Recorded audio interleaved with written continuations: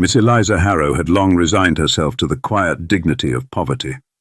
The daughter of a once prosperous solicitor, she had watched her family descend from modest comfort to genteel want after her father's untimely death and a string of unfortunate investments. With her elder brother vanished to India in search of fortune, and her mother ailing from grief and fever, Eliza had become both nurse and housekeeper in the crumbling cottage they now called home. It was during the bleak January of 1843, when the frost clung to the windows and the coal supplies dwindled, that she received the most unexpected and unwelcome of proposals. Lord Nathaniel Blackmore was a man of immense wealth and limited affection. The master of Ashford Park, an estate that seemed to stretch into eternity, he was known in society as a cold and commanding figure, a widower still whispered about in drawing-rooms across London. His wife, Lady Cassandra, had died in childbirth 3 years prior, leaving no heir behind, and since then Blackmore had become ever more withdrawn, except in matters of estate. It was for the matter of an heir, in fact, that he came to the Harrow cottage on a snowy morning, escorted by a black carriage and a silence that seemed to hush the birds. Eliza had not expected a caller, much less a man who looked like he had stepped from the pages of a brooding novel. Tall, impeccably dressed, with a face that seemed carved in stone, Lord Blackmore did not offer pleasantries. He did not sit. He simply stood in their parlour and made a statement that changed the course of her life. "You are of respectable lineage, Miss Harrow. Your character, though modest, is unmarred by scandal. I am in need of a wife who will bear me a son and not meddle in matters beyond the nursery. In exchange, your mother will be provided for. Do you accept?" Eliza stared at him, unsure whether to slap him or faint. Their wedding was held in the smallest chapel in Blackmore's estate, with only a few servants as witnesses. There were no flowers, no music, and certainly no joy. Eliza wore a gown loaned by the housekeeper and rode in a carriage that smelled of damp leather and ash. At Ashford Park, the halls were grand but cold, both in temperature and temperament. Lord Blackmore kept to his study and Eliza to her chambers. They dined in silence, their footsteps echoing across the marble floors like ghosts of a union neither had desired. Yet despite the cold, Eliza saw glimpses, small, fleeting, of something human beneath her husband's armour. He would pause, sometimes, before speaking to her, as if weighing his words. She once caught him watching her in the garden, his expression unreadable, and another time she awoke in the night to find the fire in her room newly stoked. He never raised his voice nor laid a cruel hand, but his detachment was a wound of its own. And still, slowly and without her will, Eliza found herself curious about the man behind the title. What had happened to make him so frozen? The arrival of Miss Clarissa Ashcombe stirred the household like a stone cast into a still lake. The daughter of a powerful baron, Clarissa had beauty, breeding, and a gaze sharp enough to cut silk. She had long set her sights on Blackmore, and though she arrived as a guest for the winter season, her intentions were as clear as her painted lips. She flirted openly, laughed too loudly, and brushed her gloved hand against Lord Blackmore's arm whenever possible. To Eliza she was both a mirror and a menace. Clarissa was what Eliza could never be, wealthy, poised, desired. And though Blackmore remained outwardly indifferent, Eliza could not ignore the pang in her chest whenever he allowed Clarissa's company longer than civility required. One stormy night, as lightning cracked the skies above Ashford Park, Eliza and Nathaniel found themselves stranded together in the library. The fire crackled, the air thick with the scent of rain and wood smoke. For the first time he spoke, not as lord, but as man. "I never meant for this life," he said, his voice low. "I had a brother once. He died in my arms. Cassandra married me for duty, and she died resenting me. I am not a man made for softness." Eliza, her hands trembling, reached for his. "I was not made for coldness. And yet, here we are." Their hands met like spring meeting winter, tentative, uncertain, but changing. That night they did not part. Months passed.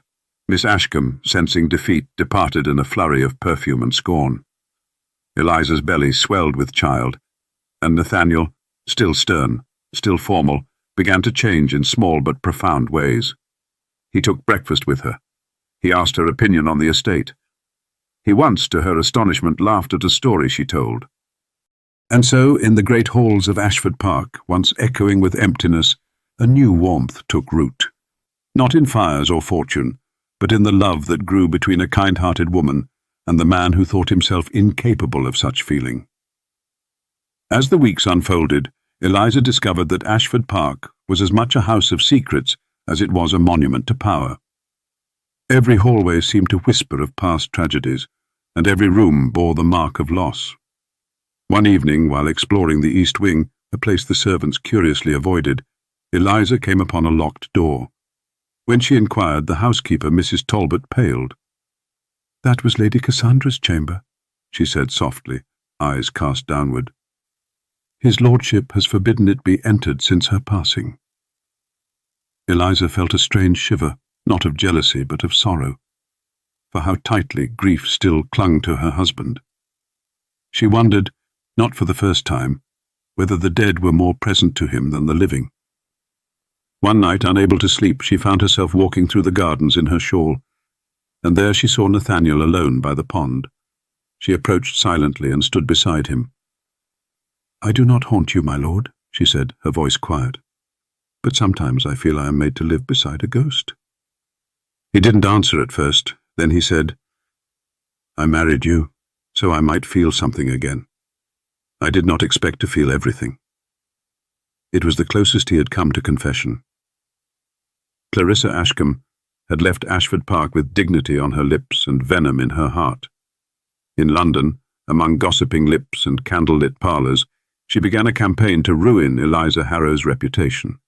Rumours bloomed like poisonous ivy, whispers that Eliza had seduced Lord Blackmore, that her mother had been mad, that she had a common bloodline and an illegitimate connection to the theatre. When Eliza and Nathaniel made their spring visit to town, the whispers grew louder. Invitations ceased. Doors closed. And yet Nathaniel remained unmoved by society's chill. He walked beside his wife at every event, spoke her name with pride, and when one lady dared to ask if his country bride felt overwhelmed, he simply answered, "She commands more grace than any drawing-room in London." Eliza, touched by his loyalty, began to feel something deeper than fondness. She had once pitied him, now she admired him. His coldness, she saw, was not cruelty, it was armor, and slowly, because of her, it began to crack. One late afternoon, as they returned to Ashford Park, Eliza stood before the mirror in the nursery, watching herself grow round with child. Her reflection was no longer the pale girl who had shivered in threadbare gloves. She had become a woman, a wife, soon a mother. And she was in love. She found Nathaniel in the study, reading. Without waiting for ceremony, she sat beside him and placed a trembling hand on his. "I love you," she said plainly, bravely.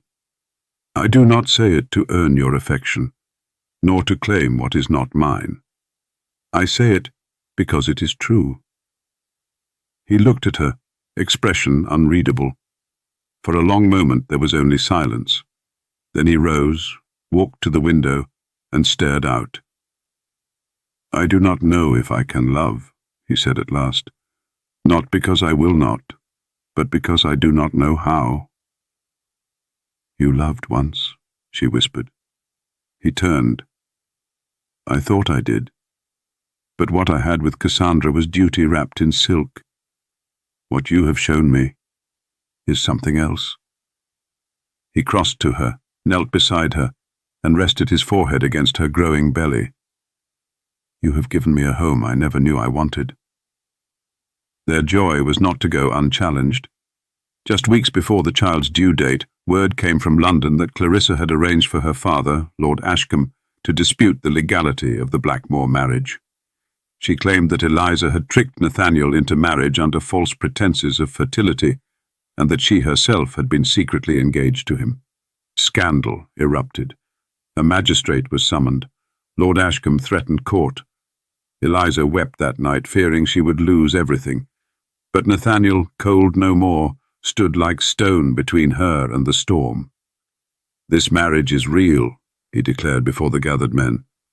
"And should any dare to question my wife's place at Ashford Park, they may face me in court, or at dawn, whichever they prefer." No man spoke.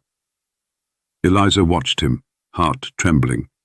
Not out of fear, but because for the first time she saw not just a protector, but a partner, a husband. The child, a boy named Edward, was born on a morning laced with birdsong and mist.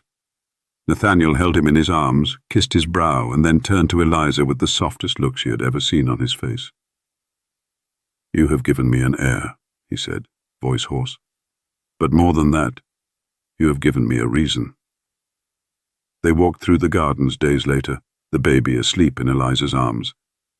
Nathaniel paused beneath the rose arbor and said, "I once believed love was for poets and fools, but I see now it is for the brave." He took her hand, and in front of the flowers, the sun, and the silent house that had long hungered for joy, he kissed her, slowly, deeply, tenderly. The house was no longer cold. Ashford Park had come alive. And so, in a world built on propriety and silence, a man of ice and a woman of warmth found something neither had expected. Not merely a contract of convenience, but a marriage of hearts.